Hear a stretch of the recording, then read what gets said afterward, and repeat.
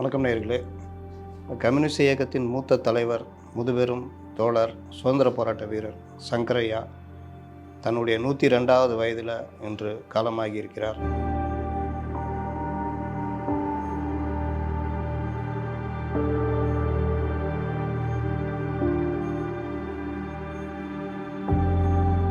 ஏறத்தாழ 80 ஆண்டு காலம் பொது வாழ்க்கைக்கு சொந்தக்காரர், சுதந்திர போராட்ட வீரர், மாணவ பருவத்திலேயே அரசியலில் குதித்த ஒரு தலைவர், தமிழகத்தின் மார்க்சிய இயக்கங்களின் முக்கியமான தலைவரில் ஒருத்தர். சங்கரையா அவர் மறைவு கம்யூனிஸ்ட் இயக்கங்களுக்கு, இடதுசாரி இயக்கங்களுக்கு மிகப்பெரிய பேரிழப்பு அப்படின்னு சொல்லலாம். அவருடைய சொந்த ஊர் முன்னாடி நெல்லை மாவட்டம், இப்போது தூத்துக்குடி இருக்கிற ஆத்தூர். 1921ஆம் ஆண்டு ஜூலை மாதம் 15ஆம் தேதி பிறந்தார். அப்புறம் அந்த பள்ளி, அந்த வேலை நிமித்தமாக அவங்க அப்பா மதுரைக்கு வந்தப்போ இவரும் மதுரைக்கு குடிபெயர்ந்தாங்க.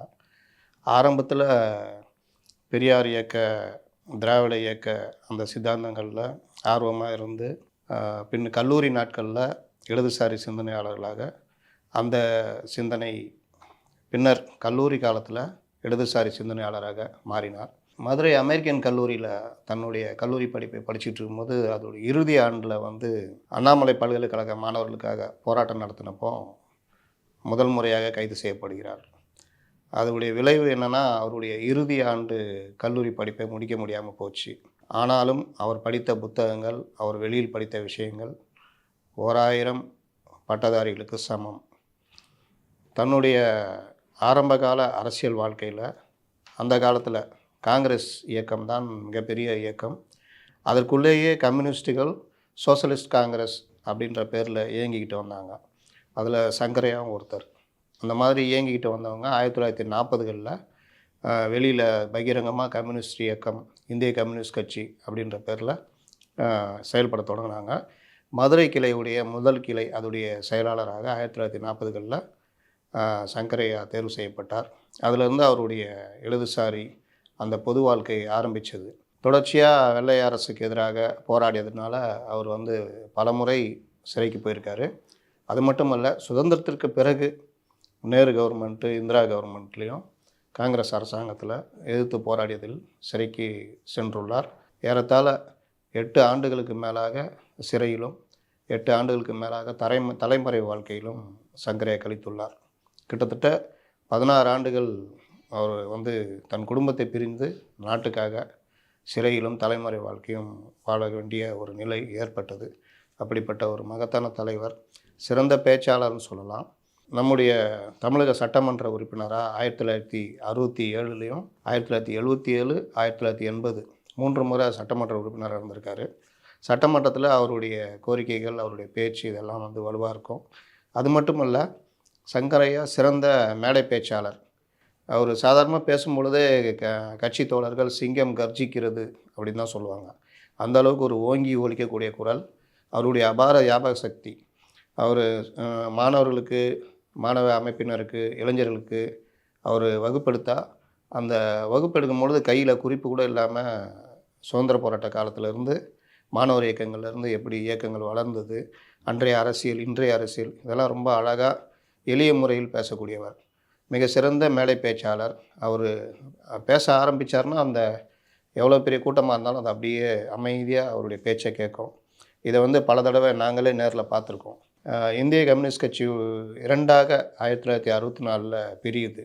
அது பிரியும் பொழுது மார்க்சிஸ்ட் கம்யூனிஸ்ட் கட்சியில் 32 முக்கிய தலைவர்கள் பிரிஞ்சு மார்க்சிஸ்ட் கம்யூனிஸ்ட் கட்சின்னு 1964ல் ஆரம்பிக்கிறாங்க. அதில் முக்கியமான தலைவர்களில் ஒரு தமிழ்நாட்டு தலைவர்களில் ஒருவர் சங்கரையா. அவர் அந்த காலகட்டத்தில் அந்த கொள்கை வேறுபாடுகளை கரெக்டாக முடிவு பண்ணி மார்க்சிஸ்ட் கம்யூனிஸ்ட் கட்சிக்கு சங்கரையா தன்னை இணைத்து கொள்கிறார். 1995ல் மார்க்சிஸ்ட் கம்யூனிஸ்ட் கட்சியுடைய தமிழ் மாநில செயலாளராக தேர்ந்தெடுக்கப்பட்டு 7 ஆண்டுகள் அவர் பதவி வகித்தார். அந்த காலகட்டம் பார்த்திங்கன்னா மிகப்பெரிய இடதுசாரி இயக்கத்துடைய, தமிழகத்தில் இடதுசாரி இயக்கங்களுடைய மிகப்பெரிய காலகட்டம் சொல்லலாம். ஏன்னா மாணவர் இயக்கங்களும் சரி, வாலிபர் சங்க இயக்கங்களுக்கும் மிகப்பெரிய உந்துதலாக இருந்தார். தமிழக அரசியல்லையும் ஒரு முக்கியமான காலகட்டத்தை நோக்கி நகர்ந்த காலகட்டம் அது. மதிமுக, திமுக 2ஆக பிளவுபட்ட பொழுது அதில் வந்து மதிமுகவை மார்க்சிஸ்ட் கம்யூனிஸ்ட் கட்சி ஆதரிச்சது. அந்த காலகட்டங்கள்லாம் வந்து ஒரு அரசியலில் வந்து ஒரு முக்கியமான காலகட்டங்கள்னு சொல்லலாம். அ அதற்கு பிறகு 96ல் திமுக அரசு அமைந்த பிறகு ஒரு எதிர்க்கட்சி தலைவரா சங்கரையாவுடைய பணி மிக சிறப்பான ஒன்று. அது எந்த அளவுக்குன்னா, அவருடைய பேச்சு, அவருடைய அந்த கட்சியை அவர் முடுக்கிய விதம், அது வந்து பார்த்தீங்கன்னா, திமுக அன்றைய திராவிட முன்னேற்றக் கழக அரசுக்கு மிகப்பெரிய சவாலா இருந்தது. ஆனால் சங்கரையா ஒரு விஷயத்தில வந்து ரொம்ப தெளிவா இருப்பாரு. ஒருவரை பற்றி அந்த அந்த கட்சியை பற்றி, அவருடைய கொள்கைகளை பற்றி விமர்சியுங்கள். அவர்களை பற்றி விமர்சிக்காதீர்கள் அப்படின்னு ஒவ்வொரு கூட்டத்திலயுமே சொல்லுவாரு. என்னன்னா, இப்போலாம் பார்க்குறோம் நம்ம சமூக வலைதளவாசிகள் மற்ற இதெல்லாம் பார்த்தீங்கன்னா, தனிநபர் விமர்சனம், தரக்குறைவான விமர்சனங்கள், இந்த மாதிரி விஷயங்கள்லாம் இருக்குது. இதுக்கெல்லாம் அவர் அன்னைக்கே அவர் வந்து மேடைகள்ல பேசும்பொழுது, கட்சி கூட்டங்களில் அதிகமாக சொல்ல வேண்டிய அவர் சொல்வது வந்து, "ஒருவரை தனியாக விமர்சிக்காதீர்கள். அவங்களுடைய கொள்கையை விமர்சிங்க. தரக்குறைவான விமர்சனத்தில் ஈடுபடாதீர்கள்னு." அவரும் அத கடைசி வரை அந்த விஷயங்களை கடைபிடித்தார். அது எல்லாத்துக்கும் மேல ஒரு எளிய வாழ்க்கை வாழ்ந்த மனிதர் அப்படின்னு சொல்லலாம். பொதுவா கம்யூனிஸ்ட்டுகள் எளிய வாழ்க்கை வாழ்பவர்கள். அதில சங்கரையா ஒரு முன்னுதாரணமாக நவீன காலத்திலும் இளைஞர்களுக்கு முன்னுதாரணமாக இருந்தார்ன்னு சொல்லலாம். அவர் மாநில செயலாளரா இருந்த பொழுது எலக்ட்ரிக் ட்ரெயினில தான் வீடு குரோம்பேட்டை. இங்கே டி.நகர் அலுவலகத்திலேருந்து எலக்ட்ரிக் ட்ரெயினில தான் போவாரு, வருவாரு. நடுவுல அவருக்கு கொலை மிரட்டல் இதெல்லாம் வந்த பொழுது, கட்சி அவர வற்புறுத்தி அவர வாகனம் வாங்கி கொடுத்து, அந்த வாகனத்தில பயணம் செய்ய சொல்லி கேட்டுக்கிட்டாங்க. அப்பவும் அவர் மறுத்தார். ஆனா வற்புறுத்தலின் பேர்ல ஏத்துக்கிட்டாரு. ஆனாலும் அந்த வாகனம் தன்னுடைய வீட்ல இருக்கக்கூடாதுன்றதுல ரொம்ப முனைப்பா இருந்தாரு. போய் இறங்கிட்டாருன்னா, அந்த வாகனத்த கட்சி ஆஃபீஸுக்கு அனுப்பிச்சுடுவாரு. அந்த அளவுக்கு ஒரு எளிய வாழ்க்கை வாழ்ந்தவர். அவருடைய நடத்தை, அவர் உடை எல்லாமே பார்த்தீங்கன்னா, ஒரு எளிமைக்கு உதாரணமா இருக்கும். அப்படிப்பட்ட ஒரு மிகப்பெரிய தலைவர். நூற்றாண்டு கண்ட ஒரு தலைவர். 100 ஆண்டுகள் நம்மோடு வாழ்ந்த ஒரு மார்க்சிய தலைவர் அப்படின்ற ஒரு பெருமைக்கு சொந்தக்காரர். நம்மோடு பயணிக்கும் இருபெரும் இடதுசாரி தலைவர்கள் சங்கரையா, நல்லக்கண்ணு. அதில் வந்து சங்கரையா இன்று மறைந்திருக்கிறார்.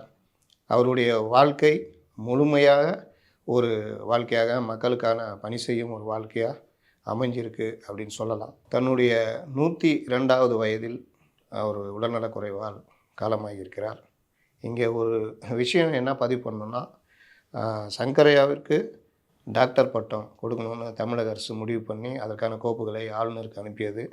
ஆளுநர் அவர் சுதந்திர போராட்ட வீரர்களை பற்றி அதிகமாக பதிவு செய்ய வேண்டும் என்று விரும்புபவர்.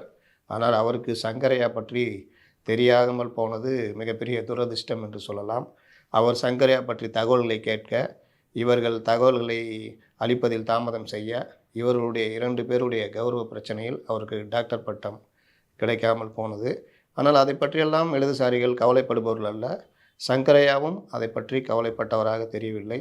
அவருக்கு இது போன்ற விஷயங்கள் கொடுத்து தான் கௌரவிக்கப்பட வேண்டும் என்கிற தேவையும் இல்லை என்பதுதான் யதார்த்தம். அந்த வகையில் சங்கரையா அவர்கள் முழுமையான தன்னுடைய பங்களிப்பை மக்களுக்கு செலுத்தி இன்று காலமாகி இருக்கிறார். அவருடைய முழுமையான அந்த வாழ்க்கைக்கு, அவருடைய நிறைவான அந்த வாழ்க்கைக்கு இன்று காலமான சங்கரையா அவர்களுக்கு சவுக்கு மீடியா தன்னுடைய செவ்வணக்கத்தை தெரிவித்துக் கொள்கிறது. வணக்கம்.